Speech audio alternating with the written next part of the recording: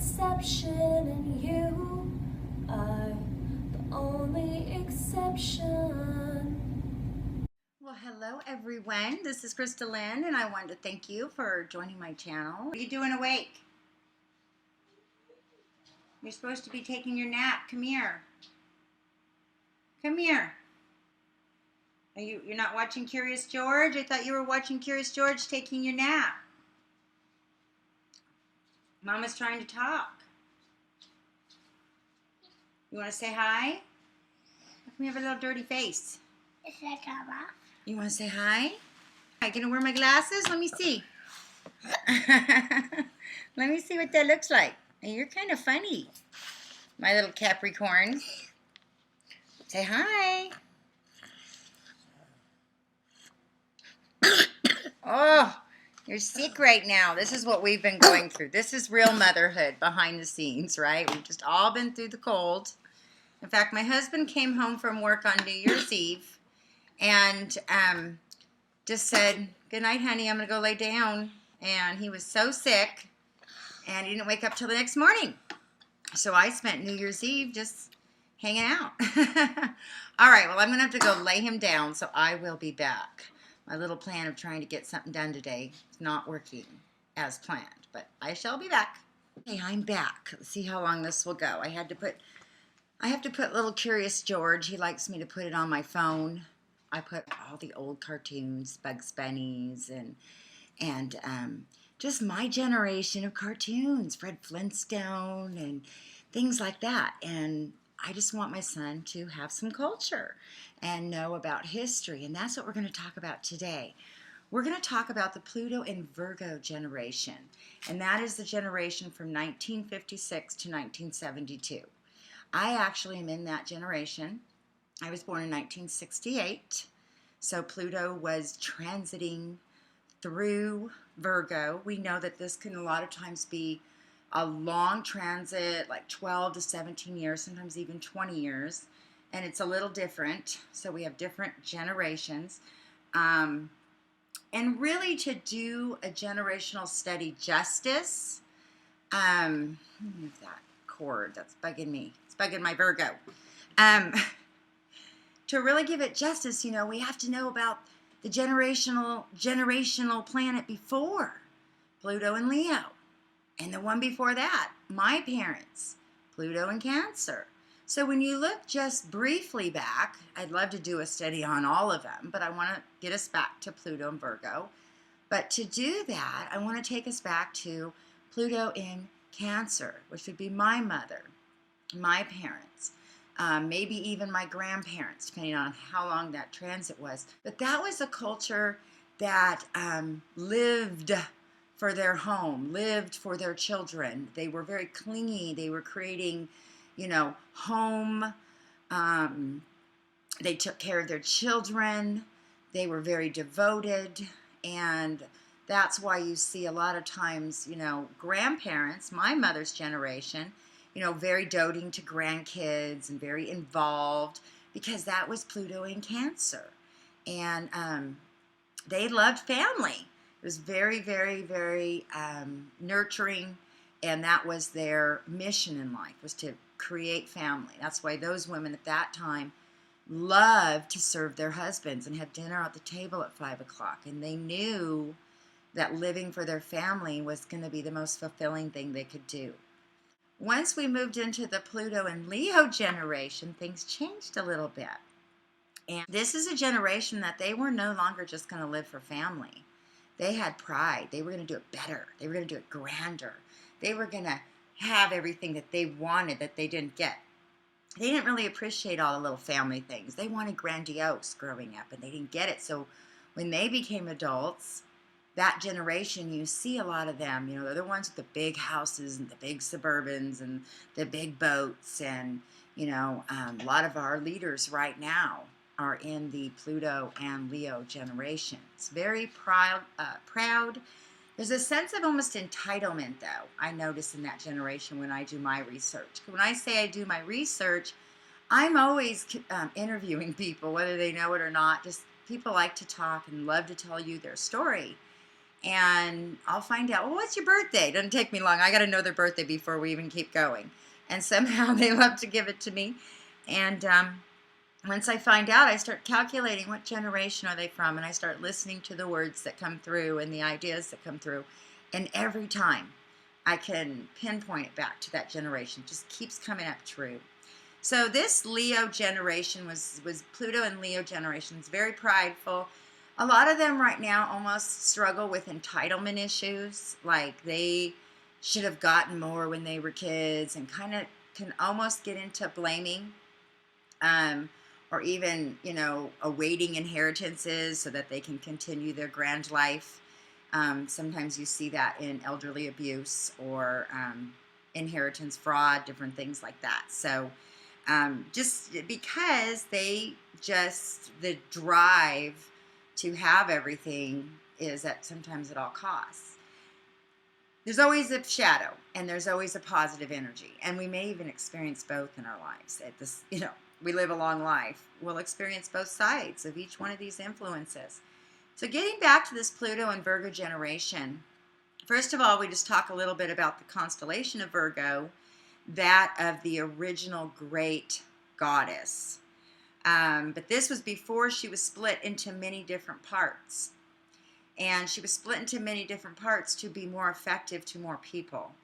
And that is the heart of a Virgo, is how to make something operate in a way that's efficient, effective, and practical, and the most efficient way to get there without cutting corners.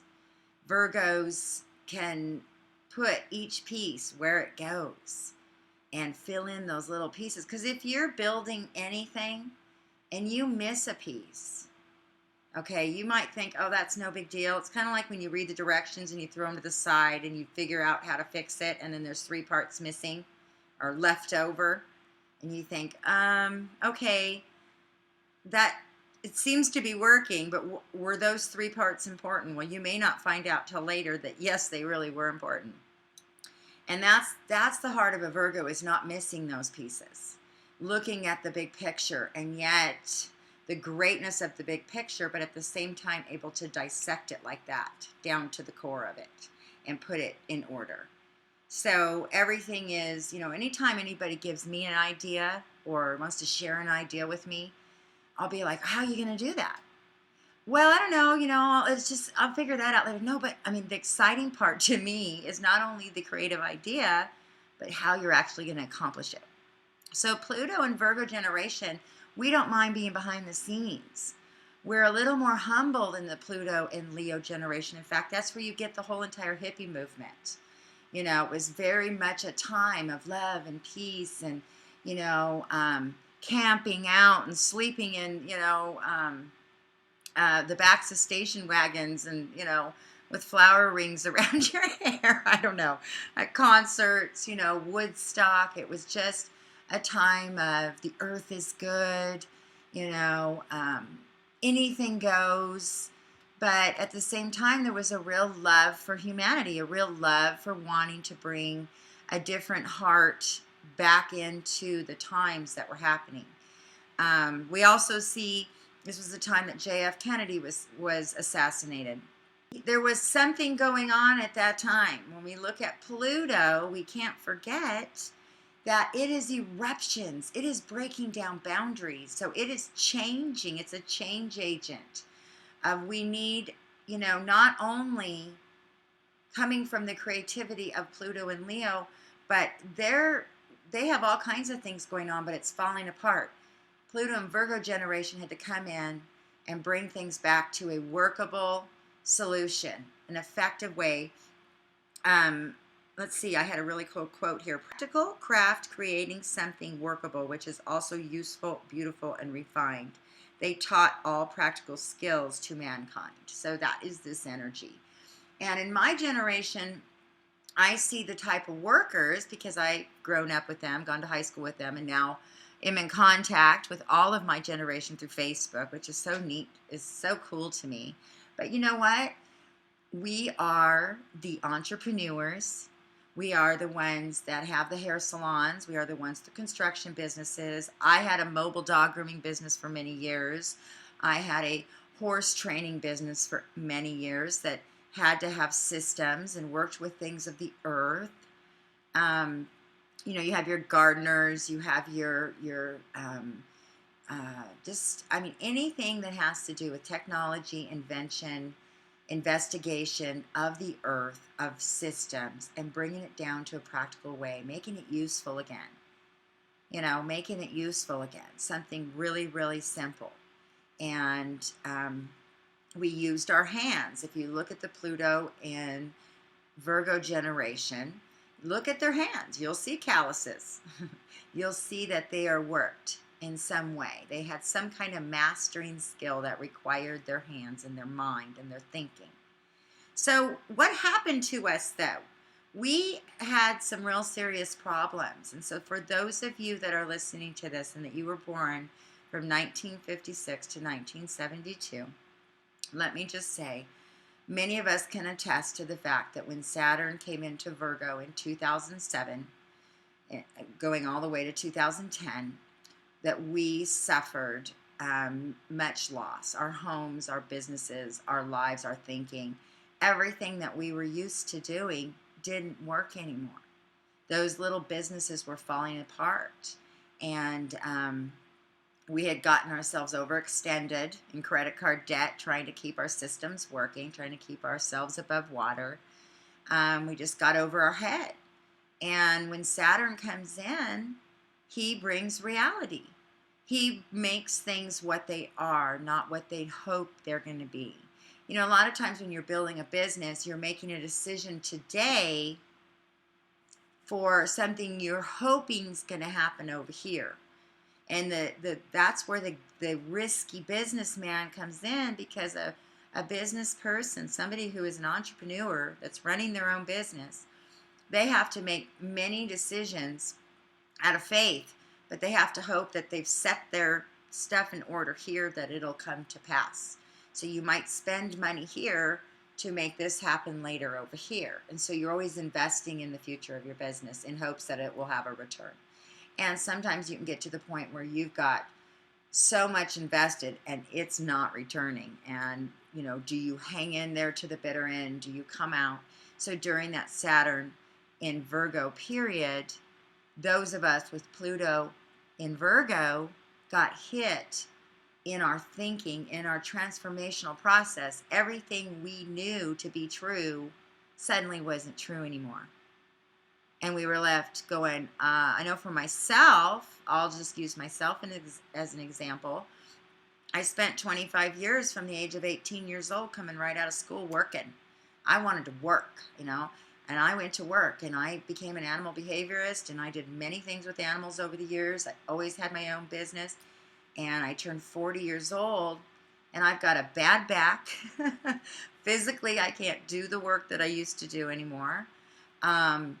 I've used my hands my whole life, my mind, but not just my mind. I've worked my body, my physical body. And at 40 years old, I stood at the door of Saturn in Virgo while he completely tore everything I'd built down to the ground, piece by piece by piece.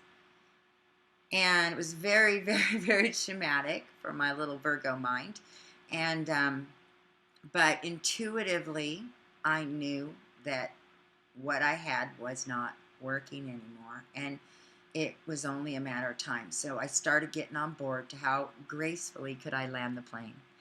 And so I want to end with this. If those of you who are hitting your 40s and you find yourself in a situation where you just feel like everything you've ever had has been wiped out, and you're standing at the door of this big future that everybody's talking about, and you think, where do I fit in? Well, the Pluto in Virgo generation is far from done. We are just now being triggered again to get back in the game. This is our time, you guys. But yes, it's going to require different thinking. It's going to require creative thinking, because it's hooking on to Neptune and Pisces. It's not just the everyday basic systems that work without us thinking or without creativity.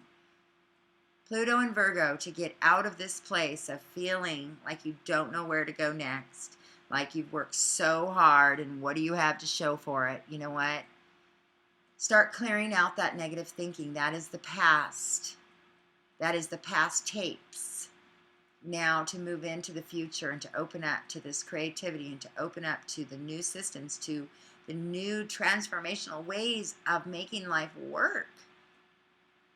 We have the internet. Pluto and Virgo, we are the creators of the internet. Pluto and Virgo generation. Get on the internet, learn how to create your own business, or get in your backyards and look around and say, what can I create again?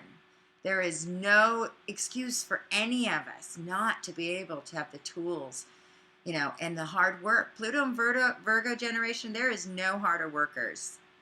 We are the workers. And but yes, we got hit. We got hit hard. And all I'm going to say is,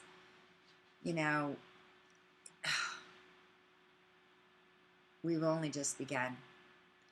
It's kind of like a DNA chip in a weird way. I've heard it, I've read it this way, and it kind of makes sense to my mind that, when we're born, like that Pluto in generation is kind of like a DNA chip, and we experience these characteristics, and at different times that DNA is re-triggered for a whole new opportunity. That planetary energy we're born with, lives on in us and gets highlighted throughout our whole entire life at different times.